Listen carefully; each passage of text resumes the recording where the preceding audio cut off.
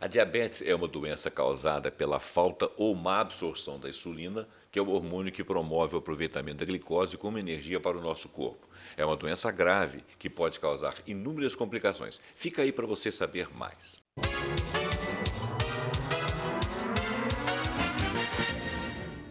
Olá, está no ar mais uma edição da mesa de debates aqui da TVE de Juiz de Fora. Eu sou José Roberto Abramo e nós estamos aqui todos os dias contando com a sua atenção e com a sua companhia.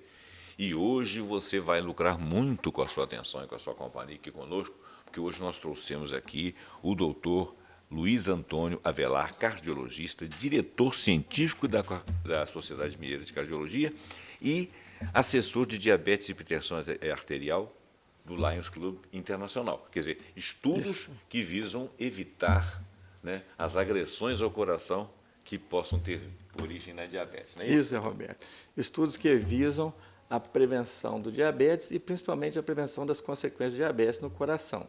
Perfeitamente. Do meu lado aqui está o meu companheiro o Wilson Cirilo, que já fez uma sabatina anterior aqui com o doutor, que está sabendo tudo sobre diabetes. Tudo bom, Cirilo? Tudo bom. Obrigado por participar da mesa. Uhum. E o tema diabetes ele está muito sendo comentado, Sim. Sobretudo por causa da incidência hoje em crianças e adolescentes. Uhum. Porque surgiu um dado esses dias aí da Organização Mundial de Saúde alertando que a população infanto-adolescente ela está sofrendo de diabetes. Então, estão ouvindo, são comportamentos sedentários e alimentação que estão promovendo essa revolução negativa. Porque diabetes até então é uma doença que atingia a faixa adulta. E agora a gente está percebendo no meio de adolescentes e crianças. A gente vai conversar sobre o tema. O tema realmente é muito rico e será profícuo o debate. Beleza. Muito bom o Will já começar assim, né? Veja bem, telespectador, olha só. Diabetes, nós temos dois tipos de diabetes tipo 1 e tipo 2. A tipo 1 é juvenil, que dá nas crianças e adolescentes, e a tipo 2 no adulto. Nada impede que a tipo 2, que é do adulto, possa também acontecer em alguns adolescentes. Mas o mais comum é no adulto, né, acima de 20, 29 anos. Mas isso que o Cirilo falou é muito importante, a gente começar assim, chamar a população, essa atenção para esse dado. Né? A diabetes tem crescido muito. Acredita-se, os estudos mostram que no ano 2045 nós vamos ter 700 milhões de diabetes no mundo. Isso é um dado muito assustador. Né? E cresce no adulto e cresce nas crianças também. Sim. E diabetes é uma questão, uma patologia que ela leva a várias outras doenças. Ou seja, além de nós termos várias outras doenças, o diabetes está na gênese, está na formação, está no desenvolvimento de várias outras patologias e muitas delas graves, como hipertensão, insuficiência cardíaca. Né? Por isso, um cardiologista está aqui falando de diabetes, que é mais para falar das consequências do próprio diabetes nas doenças do coração. E tem um complicador também, porque ela também parece que agride vasos, né? Vasos menores, vasos periféricos, por exemplo, da perna, podendo dar até gangrena em alguns momentos, né? Ela pode afetar vasos na vista também, perder campo visual, às vezes perder até nervo óptico. Quer dizer, a diabetes é uma coisa, pode dar lesão no coração, lesões irreversíveis. Né? Bom, doutor, a sua explicação inicial, que já foi ótima, eu tenho algumas perguntas aqui, aliás, eu e o Cirilo. Eu queria saber se para que o nosso... Isso é uma dúvida que eu realmente tenho, independente da gente ter selecionado aqui uma quantidade de perguntas que seriam razoáveis, mas é uma dúvida que eu tenho. Nos exames, eles falam assim, se você está em jejum, né? Se você está em jejum e fizer um exame, você pode ter até o máximo de 100 miligramas por decilitro, né, de açúcar no sangue. Quer dizer, o seu pâncreas teria funcionado. Se você tiver com a faixa de acima de 100, você estaria definitivamente diabético, com 100 você já está. É isso mesmo? Como é que são esses parâmetros aí? Outra coisa, eles estavam falando de parar de fazer o exame em jejum e começar a fazer o exame ao longo do dia ou com uma alimentação normal, porque muitas pessoas têm comportamentos diferentes na ausência da alimentação e na presença da alimentação com relação à questão do açúcar. Vamos falar um pouquinho sobre isso. Vamos lá.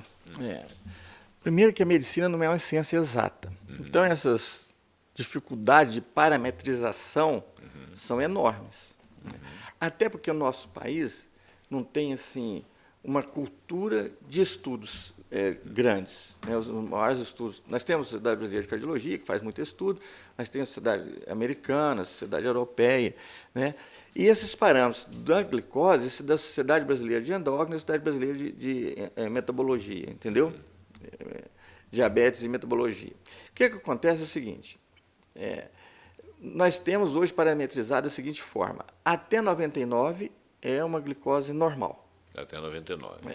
De 99, de 100 a 126, se você tiver duas medidas, não uma do lado, um dia outra no outro, né?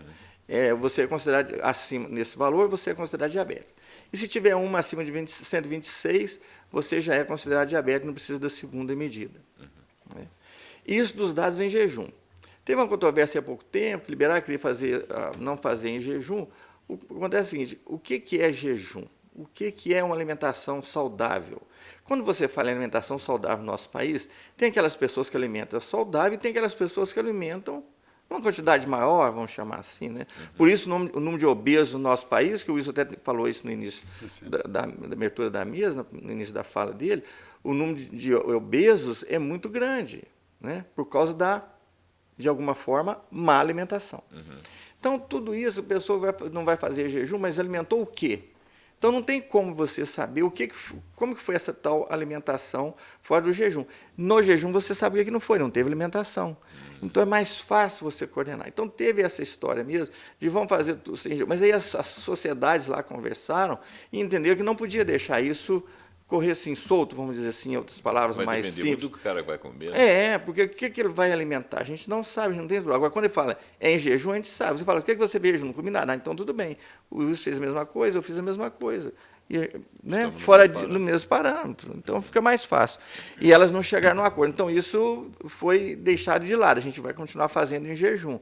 Da glicose e colesterol, a gente vai continuar fazendo o exame em jejum. Os outros não têm necessidade. Tá. Né, um ou outro só, mais específico. Aquela curva, duas coisinhas que outro dia me ocorreram. Eu sempre que faço exames, eles fazem aquela hemoglobina glicosada. Né? A hemoglobina glicosada, ela mede o quê? É a média glicose. Sim. Nós temos hoje a glicose que é muito lábil. Né? Você vai lá, a média glicose. Você pode fazer glicose, né, normal, que você vai no laboratório e faz, pode fazer do dedinho, que é o nome técnico, glicemia capilar, né, mais conhecido como glicose do dedinho, fica mais fácil para a população entender. Né? E a hemoglobina glicosilada, ela é a média da glicose dos últimos 3 meses. Então, ela é um dado mais fidedigno, porque não é uma coisa estática. Por exemplo, eu falei aqui que nós precisamos de 2 medidas para ter o diagnóstico de diabetes, porque ela é muito lábil. Se você comer alguma coisa diferente naquele dia, ela pode estar aumentada. Sim. Né? A hemoglobina glicada, quando ela é a média já é mais fidedigna, né? Média de tudo. Né? Qual a média de velocidade? Qual a média? Né? A média é mais real do que a velocidade daquele momento. A glicose é a mesma coisa. Você vai lá e faz um exame de glicose, mas se você tiver hemoglobina glicada, que é um negócio que está começando, né? Está sendo muito parametrizado ainda, a gente já tem os dados de quais são os valores normais, mas eu acho que isso ainda vai evoluir, nós vamos muito aprender com ela ainda. Ela tem a média dos últimos 3 meses, e é melhor você lidar com essa média do que com a glicose feita momentânea. Quer dizer que ela pode, num dia ela está alta, mas a média não tá falando a favor, né? Ou o contrário. Ou o contrário, ela está baixa naquele dia. Eu só queria lembrar uma coisa, já que a gente está começando essa mesa de debate, eu queria chamar a atenção, queria chamar a população, chamar você, o Wilson, para a gente ter um debate bem legal aqui, que a Associação Internacional de Diabetes, esse ano, né, passamos agora 14 de novembro, que foi o Dia Mundial de Diabetes, né, liderado pela Associação Internacional, né, e a Federação Internacional, e esse ano o tema é Proteja a Sua Família. Diabetes, proteja a sua família. Né? Tem até alguns panfletos que vocês vão ser editar para colocar na mesa e os telespectadores vão poder acompanhar esses dados. Né? Por que isso? Porque o número de diabetes tem crescido muito, e como o Wilson falou, tem crescido muito nos adolescentes. E por que isso? É importante a gente falar isso, porque a gente fala muito de dados científicos que às vezes não resolve muito, né, Zé Roberto? Né, Wilson? Bom a gente falar uma coisa, tem que chamar a atenção do telespectador para uma coisa. Os adolescentes, principalmente, o diabetes tem aumentado muito, e um dos fatores que tem levado isso são os fast foods. Por quê?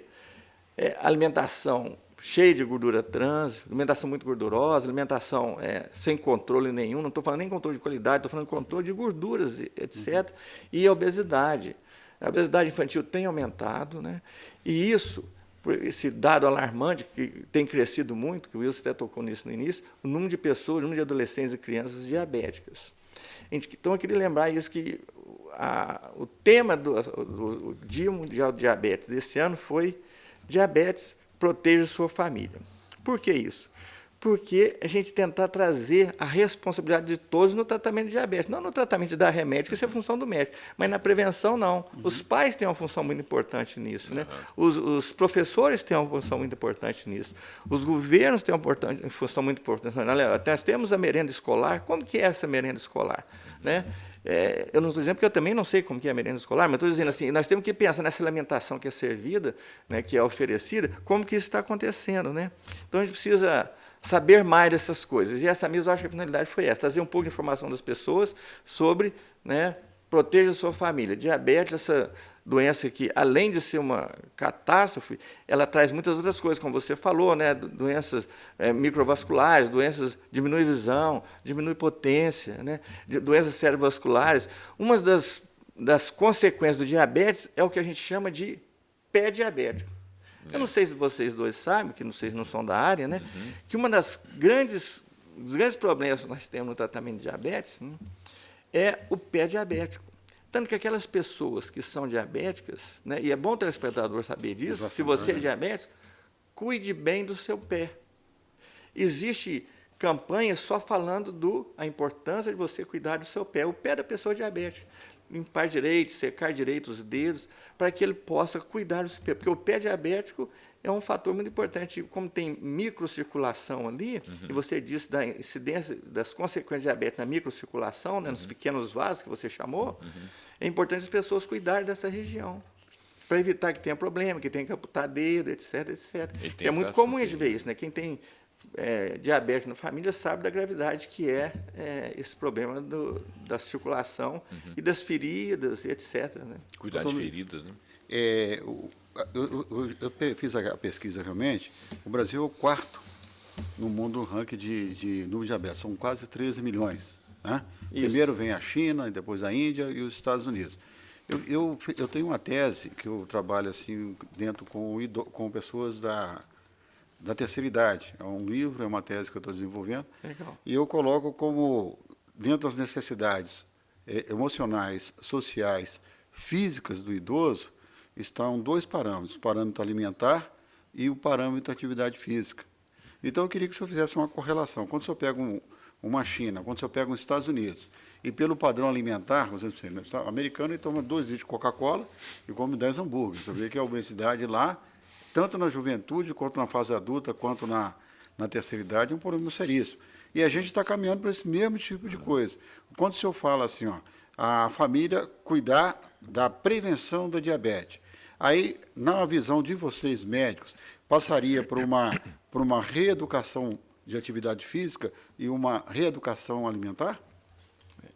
Quando a gente fala isso, a gente não quer de jeito nenhum passar para a família os cuidados médicos, não é isso, né? Mas prevenção acho que é função de todo mundo. Quando a gente fala esse tema da Associação Internacional, né, eu imagino que eles tenham falado muito, né, no seguinte sentido: melhorar a alimentação e melhorar a atividade física, o padrão de atividade física, isso nós podemos fazer, né? Os pais podem fazer, claro. Os educadores podem fazer, né? Nós, como médicos, podemos orientar os nossos pacientes a fazer, independente do que ele está tratando. Não estamos falando aqui do tratamento em si da doença, mas da prevenção da doença, né?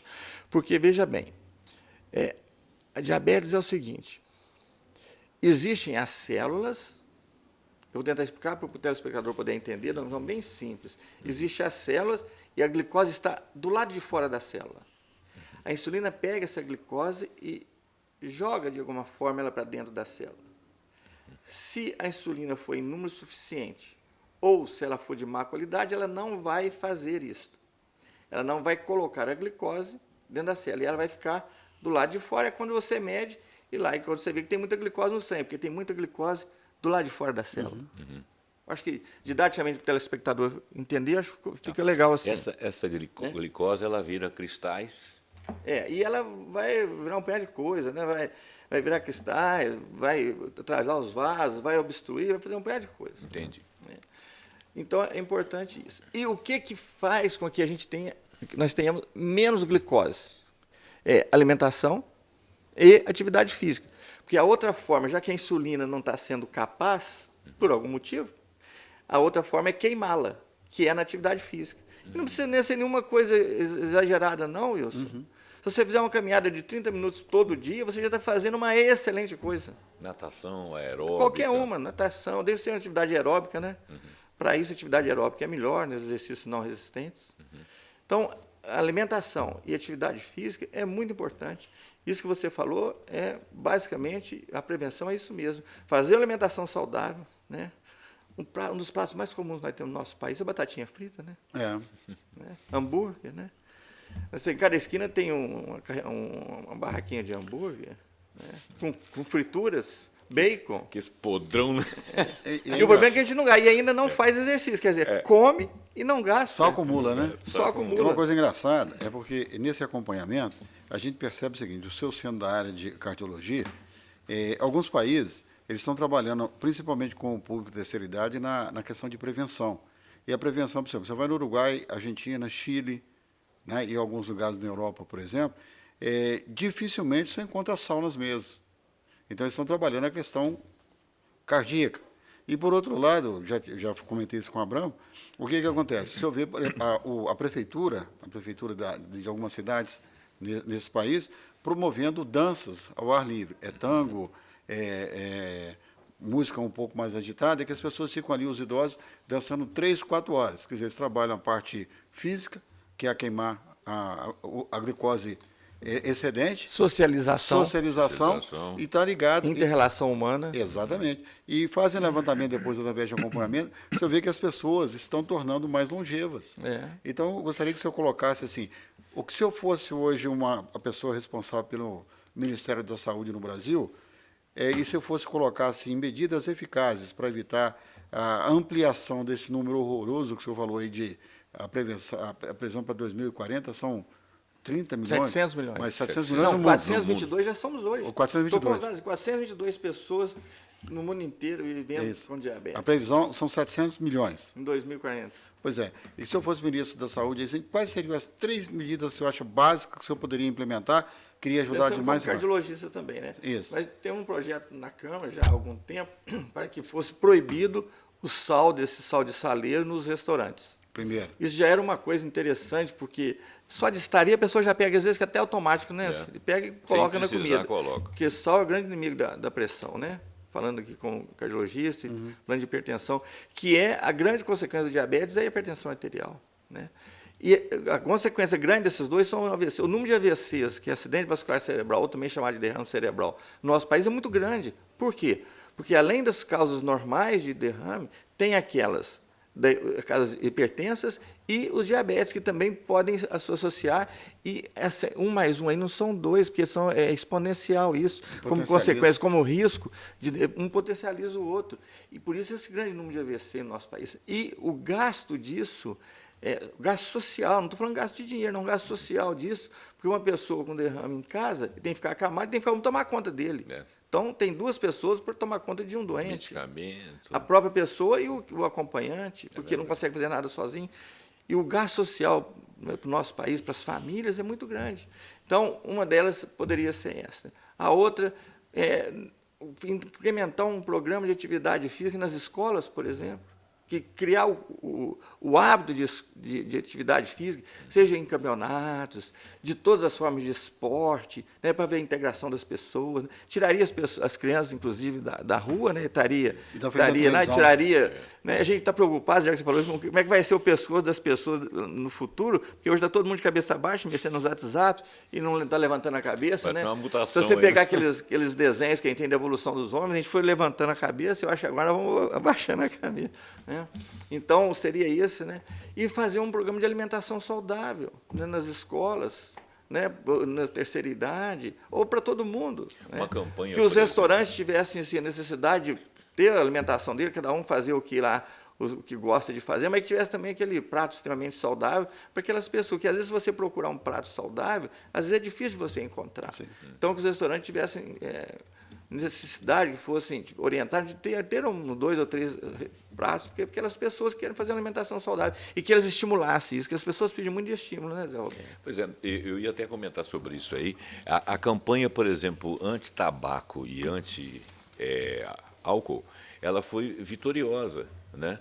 Ela veio da televisão, E cortar o nosso as país, propagandas. discute corte, nosso país é exemplo na campanha de anti-tabaco. Né? Tabaco, exatamente, deu um sucesso danado. Quer dizer, se passasse a fazer uma propaganda assim, sai um pouco mais, trabalhe mais seu corpo, sai um pouco mais da frente do computador, né? Quer dizer, se isso virar, porque um imita o outro, né? Se um começar a fazer, o outro vai começar também a fazer.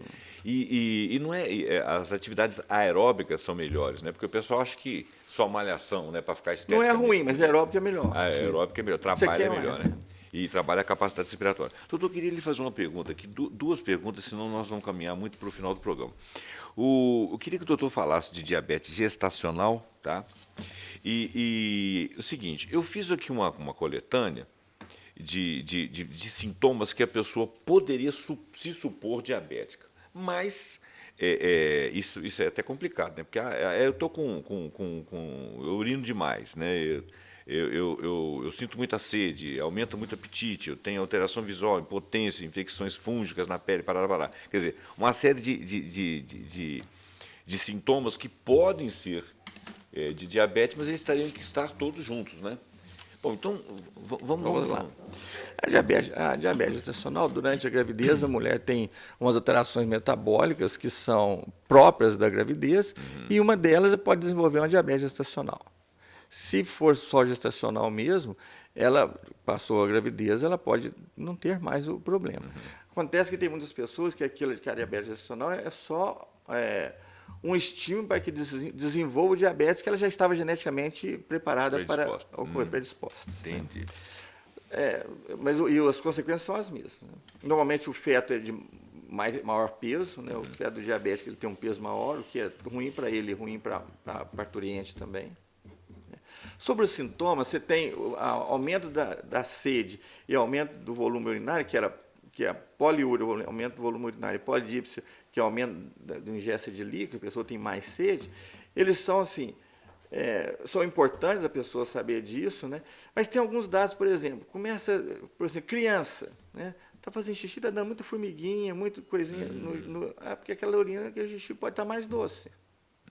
Entendeu? São coisas assim, menos importantes que os pais têm que observar. Mas o importante é o seguinte, a pessoa periodicamente fazer exame. Por exemplo, não precisa de fazer exame todo dia das crianças, não é isso que eu estou dizendo. Mas se tem, os seus pais são diabéticos, observar as crianças, como é que estão ganhando peso, não estão ganhando peso, levar para fazer uma avaliação endócrina, para ver se tem alguma correlação, se não tem, né? Observar se a criança tem muita avidez por doce. Porque um dado importante é o seguinte, esses dados são importantes, mas eles vão aparecer, sabe, 10 anos a média depois de iniciar a doença.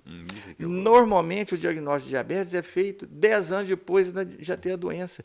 E aí já esculhambou a pessoa. Já deu tempo de agredir. Ou já aconteceu muita coisa ruim no organismo dela, quando ela ficar sabendo o que é. Então, esses sintomas são importantes, mas a gente não pode ficar ligado assim, só neles.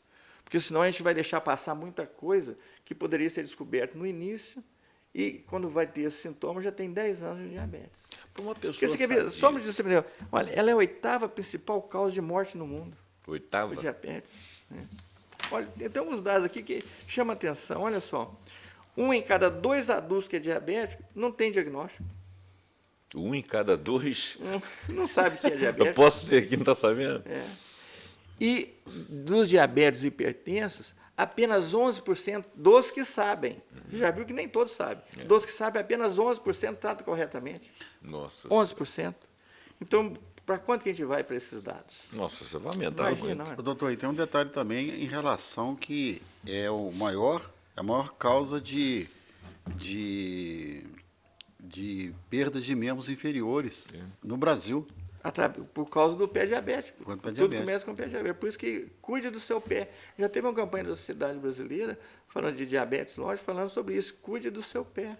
Isso já tem mais anos. por causa disso, né? Olha só, um em cada 13 adultos de 29 a 79 anos tem tolerância à glicose diminuída. Isso dá em torno de 370 milhões de pessoas Que são diabéticos. que têm tolerância diminuída. São pré-diabéticos, vamos dizer assim. Pré-diabéticos. Estão começando. Quer dizer, não faz a alimentação adequada, vai. E Não faz dos exercício. diabetes, de cada dos 3 pessoas diabéticas, 2 moram em área urbana. Quer dizer, não é difícil fazer diagnóstico. Tem estrutura para saber, né? Aham. E de 11 adultos, 1 tem diabetes. Esse é da Associação Internacional, esses dados, né? E, né, pelo Wilson que falou das crianças, nós temos 1,1 milhão de crianças e adolescentes, né, com menos de 20 anos, com diabetes tipo 1, Wilson. 1 milhão. Que nós já ocupamos de que lugar mesmo que você falou? O quarto no ranking mundial. Quarto no ranking mundial. Então, na realidade, o pessoal tem que levar essas questões de diabetes Tem que bem levar a sério, porque, na realidade, é uma calamidade pública. Né? Não é à toa que tem um dia mundial de combate ao diabetes. Exatamente. Né? Que é o Não dia à toa. 14. 14 de novembro que passou agora, né? Passou Por isso agora, nós estamos né? aqui hoje, né? Aham. E as colocações do senhor, caso fosse ministro da Saúde, foram bem feitas, porque realmente são práticas que estão sendo adotadas em países, e esses países já estão conseguindo reduzir esse quadro drástico também. Já tem prefeituras no nosso país que proíbem o sol nos restaurantes. Mas é coisa isolada, né? Pontual. Já pensou se a gente conseguisse fazer isso no país todo? Nossa. Fosse orientação? E o pessoal precisa de aprender também a alimentar, o doutor estava falando sobre isso aí, porque não é só a ingestão de açúcar que é deletéria, né? A ingestão de gorduras que geram açúcares no organismo, né? Tem uma série de coisas que se come que geram açúcar, mesmo que... Eu tenho um parente, por exemplo, que ele não gosta de açúcar. Desde criança ele não come nada doce e ele é diabético. Nós falamos em medicina na ciência exata, né? Mas o açúcar e o sal são muito deletérios no nosso organismo. São deletérios, mas assim, mesmo que a pessoa não faça uso do Não açúcar... é exclusividade. Não é exclusividade, ele tem que ter uma alimentação balanceada, né? E essa alimentação balanceada seria conseguida como? Como é que o pessoal podia estudar Orientação isso aí? nutricional, procurar os nutricionistas, pedir que eles orientem, né, a parte nutricional de como fazer para ele ter uma boa alimentação. Né? Porque você vê cada um fazendo outro, a dieta da água, dieta não sei o quê, mas tem que ser no nutricionista para ele orientar direitinho. E também tem o organismo próprio, a pessoa tem as suas necessidades pessoais também na alimentação. Ver o que é melhor para cada um, o que falta no organismo de cada um, né? Você precisa ver. Doutor, caminhando... Mas só para me privilegiar Sim. o Wilson aqui, só um dado para ele, que 1 em cada 5 pessoas com diabetes, de 5 diabéticos, 1 tem mais de 65 anos. Olha só. Que você está fazendo trabalho com os idosos. Né? 1 em cada 5 com diabetes, dos diabetes, tem mais de 65 anos. Quer dizer que o risco é maior com a idade, né? E olha só, 10% dos gastos globais com a saúde, 10% é com diabetes. Com diabetes. Dados globais. Dão 700 bilhões de dólares a nível mundial. É muito dinheiro. Que se a gente fizesse prevenção, podia reduzir isso e sobrar dinheiro para fazer alguma outra coisa. Para mitigar a fome de muita gente. Doutor, nós estamos caminhando para o final aqui. Então, é uma pena, né? É uma pena, porque eu tenho tanta pergunta aqui, mas se eu fizer, nós ficamos aqui até amanhã. Bom, o resumo que o doutor faria aqui, eu vou evitar fazer esse resumo, deixar para o doutor fazer, o que eu acho que seria mais pertinente. Para o nosso telespectador, com relação à questão do... Se você saber, como é que você sabe, né? Profilaticamente saber. Tem que fazer exames, né? Tem que fazer exames. Deve fazer com que regularidade? Depende muito da condição dele, depende muito do fator de risco. Assim, se a pessoa é cardiopata, a regularidade tem que ser menor. Se a cardiopatia for leve, moderada ou grave, se for caminhando para a gravidade, a periodicidade é menor ainda. Então depende muito porque a gente lida muito com fator de risco. Se tem um fator de risco, tem 2 fatores de risco, 3 fatores de risco. Quais os fatores de risco tem? Ela é obesa? Ela não é obesa? Ela é hipertensa? Ela tem insuficiência cardíaca? Ela tem alguma outra doença concomitante? Depende muito disso para você dizer a periodicidade. Entendeu? Mas a avaliação sempre é importante. Né? Se a pessoa não sente sempre... nada, tem 40 anos, ela deve fazer pelo menos uma vez por ano. Deve fazer, pelo menos uma vez por ano. Se tem história familiar de diabetes na família, se os avós são diabéticos. Então, tudo isso influencia, você vê a periodicidade. Tá, perfeito. Mas fazendo um resumo para você, assim, né? As pessoas que têm possibilidade maior, né? História familiar de diabetes, as pessoas obesas, né? Algumas coisas importantes. Meça a sua glicose, né? Faça uma avaliação cardiológica, faça uma avaliação endocrinológica, né? Faça uma alimentação saudável com o nutricionista. Mas é importante a pessoa fazer uma alimentação saudável, diminuir a ingesta de açúcar, praticamente zerar, né? E açúcar de todas as suas formas, até o açúcar do próprio cafezinho, né? Toma um café, quem gosta de café, toma café, né? Toma café, né? E fazer uma atividade física. Tudo isso vai ajudar a pessoa a ter uma qualidade de vida melhor. Às vezes a pessoa é jovem, não valoriza muito isso, Roberto, não, Wilson. Mas o que ela fizer agora vai fazer que ela tenha lá, né, nos seus 70, 80 anos, e hoje nós estamos vivendo assim, né? Nós estamos vivendo mais, porque faz mais prevenção, mas lá elas vão ter uma qualidade de vida melhor, né? Vai correr menos risco de ter um derrame, vai correr menos risco de ter uma insuficiência cardíaca, vai ter menos risco de ter uma hipertensão grave.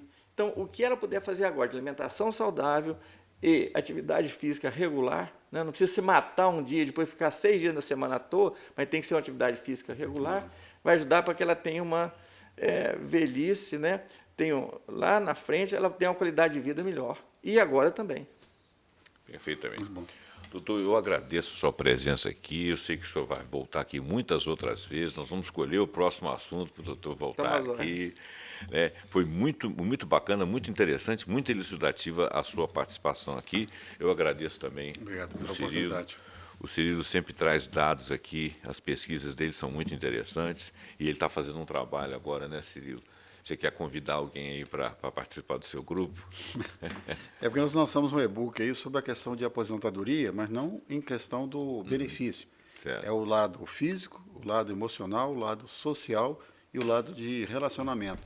Porque se conseguir trabalhar todas essas coisas, as pessoas acima de 60 anos, elas tendem a obter uma longevidade maior. Beleza. E é isso que eu foco. Com certeza. Juntando com a questão de alimentação que você falou, está tudo resolvido. Então, você pode consultar o Cirilo se você estivesse na beirada da minha idade, assim, eu já vou consultar ele. E o doutor aqui, o doutor é expert, né? Então, eu agradeço a presença dos dois aqui, fico muito engrandecido, acho que a nossa entrevista foi muito bacana. E agora vou agradecer você que nos acompanhou até aqui, pedir para que você curta, compartilhe, se inscreva no nosso canal ativando o sininho, para que você possa ser avisado sempre que nós tivermos vídeos novos e vídeos tão bons quanto esse. Não perde os nossos próximos vídeos e até o próximo vídeo.